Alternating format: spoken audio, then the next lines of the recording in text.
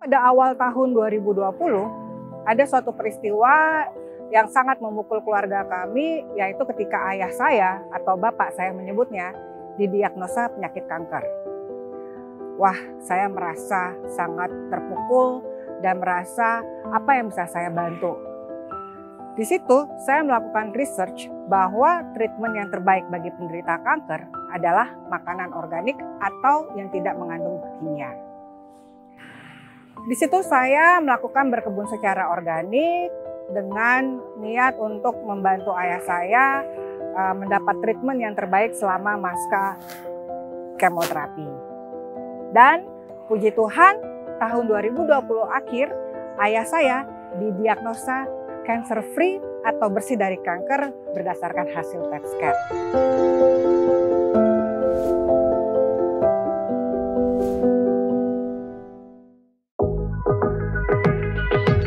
Hai Tani Lovers, selamat datang di Kebun Rizky. Saya Rizky Situngkir, founder dari Kebun Rizky. Saya seorang ibu dari 2 anak yang punya passion terhadap berkebun. Nah, saya juga merasa bahwa berkebun secara organik ini dapat memberikan kontribusi yang baik kepada alam. Nah, oleh karena itu saya menekuni kebun organik ini dengan menanam kale secara khusus. Yuk, aku mau ajak Tani Lovers untuk lihat ada apa di Kebun Rizky dan ngapain aja sih di Kebun Rizky. Mari kita lihat.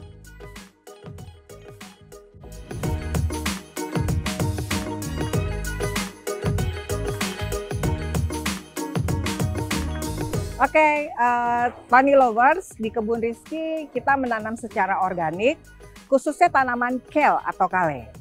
Nah, kemudian kita juga ada tanaman lain seperti jahe merah dan pohon pisang sebenarnya. Tapi yang kita ingin benar-benar budidayakan itu adalah kale organik.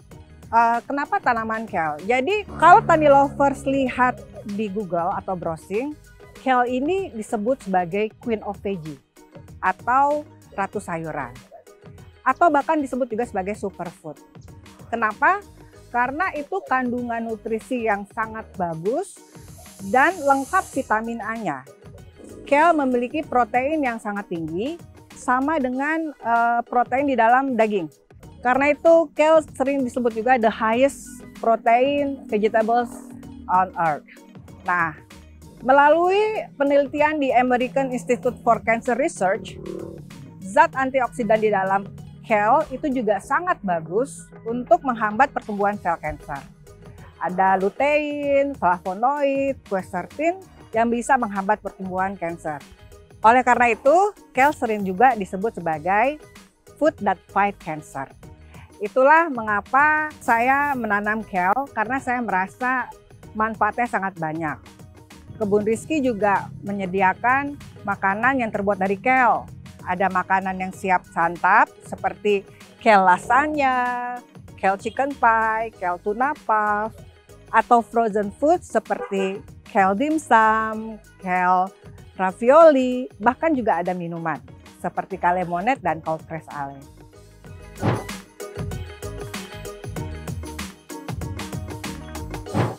Yuk kita lihat Kebun Rizky, tanamannya seperti apa sih?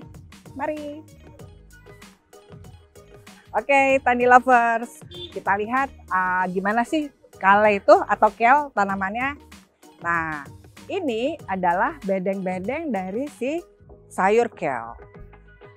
Kalau kita lihat ini tanamannya sih simple ya.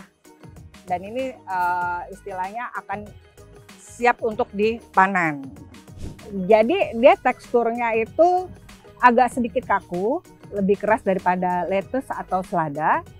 Tapi bisa dimakan secara langsung juga atau di salad. Untuk beberapa restoran mereka bahkan menyediakan menu si kale salad.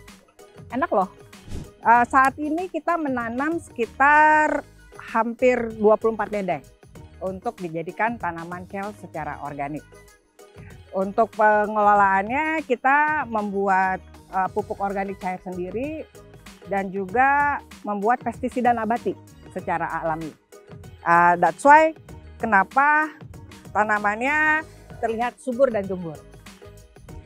Keinginan orang untuk makan sayur saat ini belum populer dan masih merupakan tantangan. Oleh karena itu kita membuat produk-produk yang terbuat dari kale organik seperti makanan olahan yang tadi. Untuk demandnya sendiri, permintaan terhadap sayur dan makanan yang terbuat dari kale ini sangat berimbang loh. Jadi tetap bisnis ini mempunyai potensi ke depannya yang cukup besar.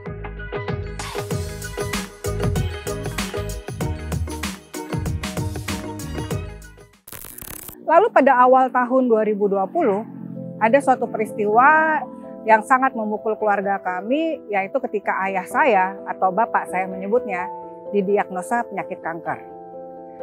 Wah, saya merasa sangat terpukul dan merasa apa yang bisa saya bantu. Saya melakukan research bahwa treatment yang terbaik bagi penderita kanker adalah makanan organik atau yang tidak mengandung kimia.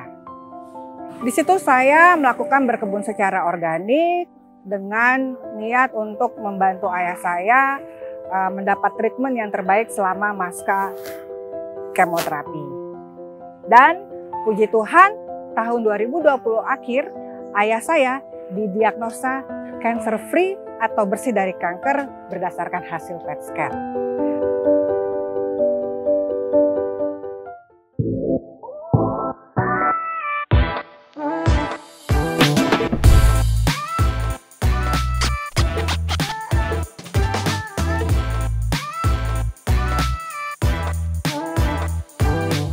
Nah, mungkin Tani Lovers ingin tahu gimana sih cara berkebun?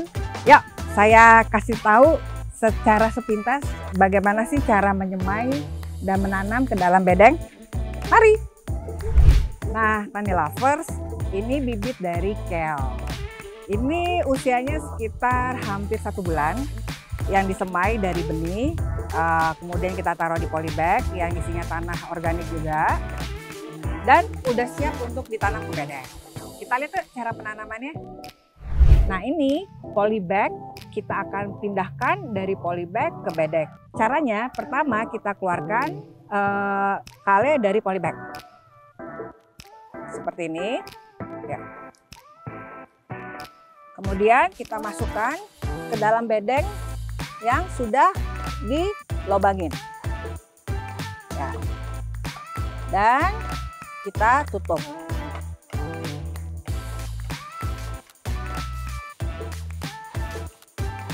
Setelah bedeng kita tanam dengan kale, maka langkah selanjutnya adalah kita tutup dengan paranet. Ini dilakukan untuk melindungi tanaman dari hama dan sinar matahari yang terlalu terik siang hari. Dan yang ini tanaman yang sudah berusia 3 bulan ke atas. Dan ini sudah dilakukan panen secara berkala setiap minggu dengan cara sistem cutting. Karena kita tahu bahwa panen itu ada 2 cara, yaitu cara cabut akar dan cara cutting atau potong daun. Nah, kita pakai yang potong daun karena kita hanya menjual daun kale yang ready to eat.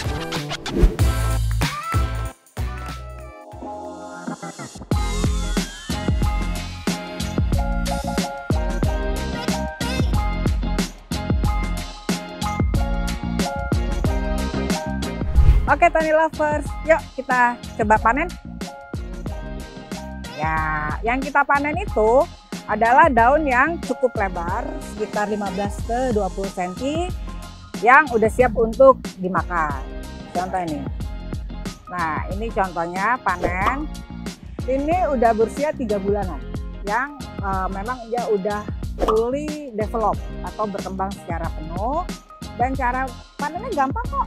Nih ya, kita pilih daun satu, kita cut. Ini kalau kamu lihat kan ada apa namanya sedikit hama ya, atau kutu kebul namanya. Nah, itu yang kita semprot dengan pestisida nabati menggunakan herbs atau bumbu-bumbu rempah. Yuk kita lihat proses membersihkan kale yang sudah dipanen hingga packaging. Yuk, Tani Lovers. Ini adalah cara kami melakukan pembersihan atau pencucian kale sebelum di packaging. Pertama, kale direndam dan dicuci bersih supaya tidak ada hama ataupun kotoran yang melekat dengan menggunakan air dicampur dengan tetesan lemon, cold press lemon atau ekstrak lemon.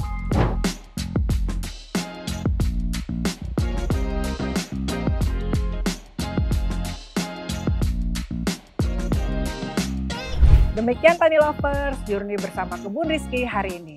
Semoga bermanfaat dan dapat dipraktekkan di rumah.